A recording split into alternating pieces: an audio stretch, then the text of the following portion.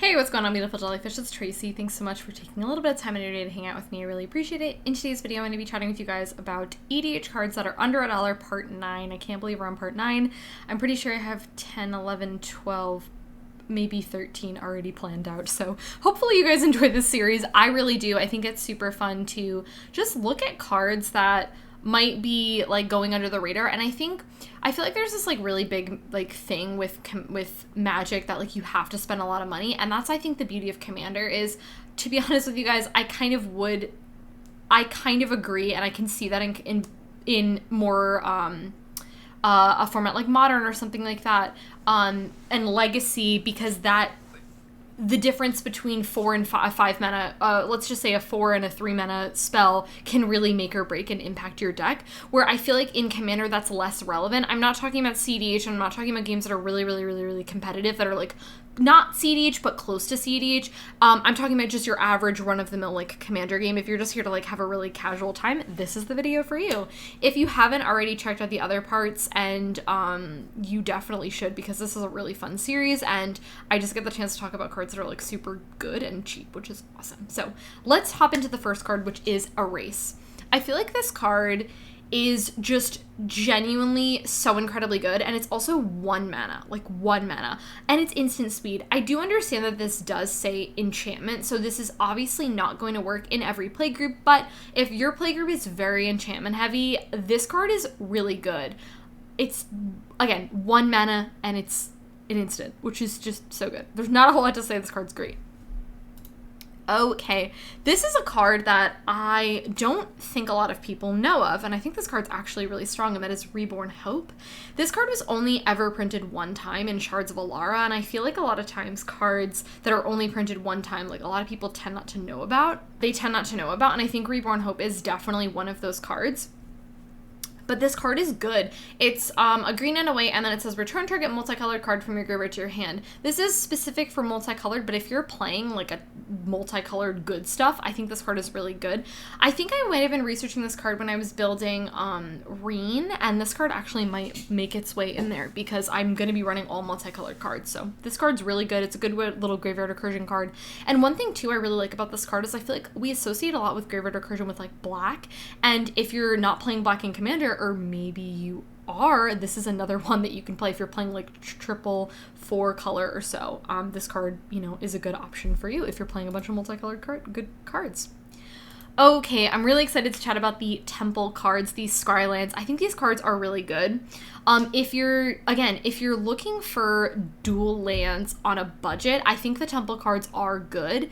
I feel like they just get like a lot of flack. Like, I feel like a lot of people like don't really like them, but I personally do. I think if you have bounce lands as well and you bounce these back, getting the chance to scry one I think is good. They do enter the battlefield tapped, so just keep that in mind. They are slow, but if you're looking for just like dual land cards that are not like the gain life lands, like maybe you already have those or something like that, or you're just looking for something that maybe doesn't gain life, you want something that's a little bit different, I think the Temple cards are very viable, and they're actually really good. So I like these cards a lot, and I do run these in some of my Commander decks. So okay, let's chat about this card's just kind of like a little silly and a little funny, but I don't think a lot of people know about this card. This is Lost Leionin, or Leionin, I don't know how to say that, but this card, it's very simple. This does not belong in like all sorts of decks, but if you're building an Infect deck or you're running a cat tribal deck, or you want to run a sort of like, you have your one dude and you just put a bunch of equipment on it, this card is not a bad one to do, because you only need 10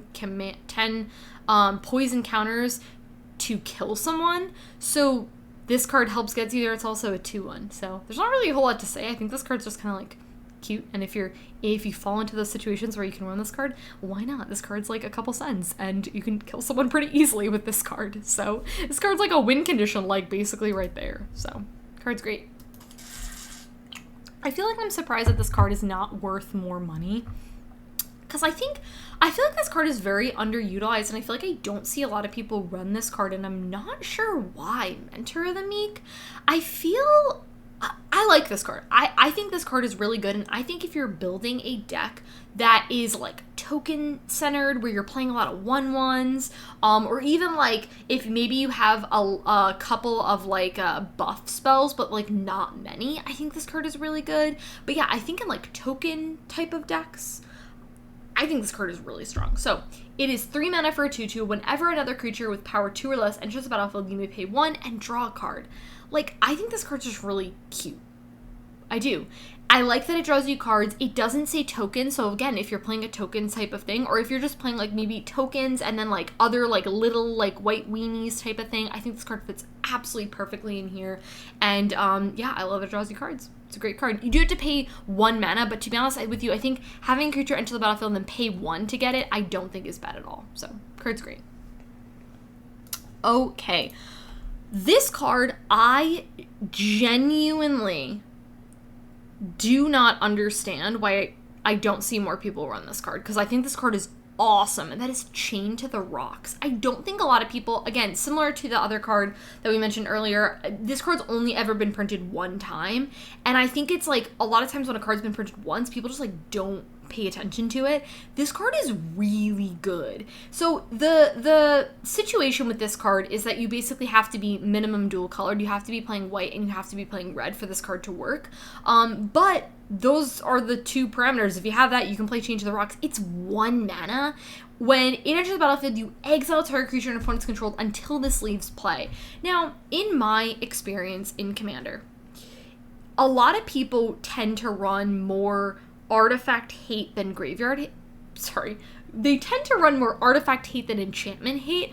That's just my experience. I personally like to do a little bit of both, or a lot of my cards tend to do both, where they remove one or the other.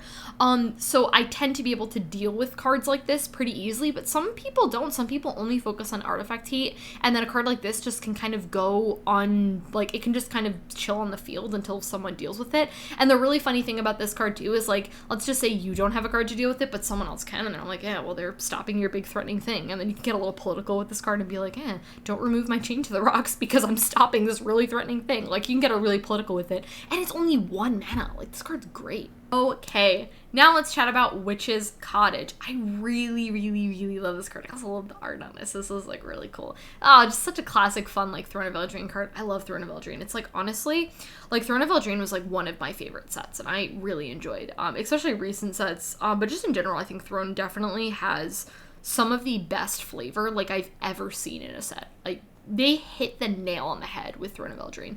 The biggest downfall was not having Rebecca Guai in the art, but that's a story for a different day. Okay, cool. It enters the battlefield tapped unless you control 3 or more swamps, and if it does enter the battlefield untapped, you may put target creature card from your graveyard on top of your library. Best case scenario with this card, mono black deck. If you're playing mono black, throw in a Witch's Cottage. It's literally cents. You can get the foil for like under $1 as well. So if you're like a foil lover than me, just like throw a Witch's Cottage in your deck. Why not? Card is so good. You just get something back and you just have a swamp. One thing too I really like about this card is if, let's just say you do have a fetch, this card does count as a swamp. So that's really good. It doesn't just say land on it. So another tidbit for you. And this card is also like beautiful. I have it in foil and it's beautiful. Okay. I'm going to be very real with you. I legitimately don't know why Biomass Mutation is not more of an expensive card. This card is stupid. And I don't see anyone play this card. It is double green or double blue, or you can do a hybrid either or, and then X. It's instant speed. Creatures you control become X until end of turn. You could just blow somebody out with like all this mana. And the really awesome part too about this card is that if you're playing it, you're playing green, and when you're playing green, you tend to mana ramp, or you should.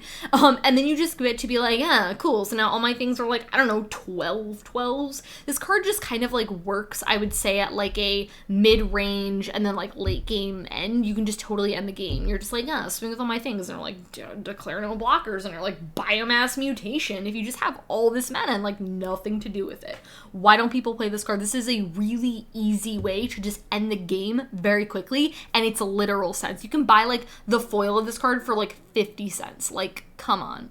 Or if you don't like foils, which, you know, I don't know why. Foils are the best.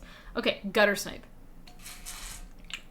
Okay, Gutter Snipe is just kind of like one of those cards that's just kind of like cute. It's kind of just like a slow burn card. You know, it's 3 mana for a 2/2. Whenever you cast an instant sorcery, it just deals 2 damage. But one thing I really like about Gutter Snipe is it does say each opponent. So this card honestly reminds me of like Purphoros in a lot of ways. Purphoros is centered around creatures. This is centered around instants and sorceries. So if you're running a lot of instants and sorceries in red, like just chuck a Gutter Snipe in your commander deck. Like, why not? This card's like a couple cents. It does 2 damage to each opponent, which is awesome. So, yeah, just kind of a fun slow burn card. I like it. And the last card, oh man, Growth Spiral. Like, Seb McKinnon. Need I say more? I love Seb McKinnon. 2 mana, you draw a card. You may put a land card from your hand onto the battlefield. This card it's just kind of like, it does 2 things. So, like, the way I like to think about this card is it's like you're paying 1 mana to draw a card. You're paying blue mana to just draw a card. And then you're paying the green mana to just put a land onto the battlefield, which is really good. It's just kind of like cute. I just really enjoy this card. I think if you're looking to just like, you just have like an extra slot in your deck or something, or you want to do both of those things, and you just are like, I want a card that's cheap that does that, Growth Spiral is a really good alternative. Sometimes those cards that stick around that draw cards can be like a little bit more expensive cost-wise, and this card is just like a really cheap way of doing both those things, and it's Seb McKinnon art, it's beautiful, it's stunning, need I say more. So, anyways, that is it for chatting about EDH cards under $1. If you like any of these cards, definitely let me know in the comment below, and I'd really like to know what budget cards are your favorite, because they might be featured in another part. If you like this video, go ahead and give it a thumbs up, subscribe to my channel if you're not already, and I'll catch you guys in my next one.